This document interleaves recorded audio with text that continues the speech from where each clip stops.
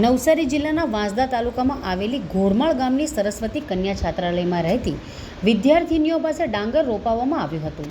છાત્રાલયના ગૃહમાતા ચંપા બગરિયાએ પોતાના ખેતરમાં વિદ્યાર્થીનીઓ પાસે ડાંગર રોપાવ્યા હતા. આદિવાસી વિસ્તારમાં દીકરીઓને સારો અભ્યાસ મળે એ માટે હોસ્ટેલની વ્યવસ્થા કરવામાં આવી છે, પરંતુ હોસ્ટેલની વિદ્યાર્થીનીઓ પાસે ડાંગરનું વાવેતર કરાવતો વિડીયો હાલ સોશિયલ મીડિયામાં વાયરલ થયો છે.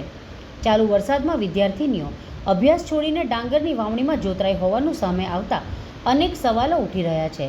જો કે આ અંગે ગૃહમાતાએ તેના જવાબમાં કહ્યું કે વિદ્યાર્થીનીઓ સ્વયંભૂ આવી હતી.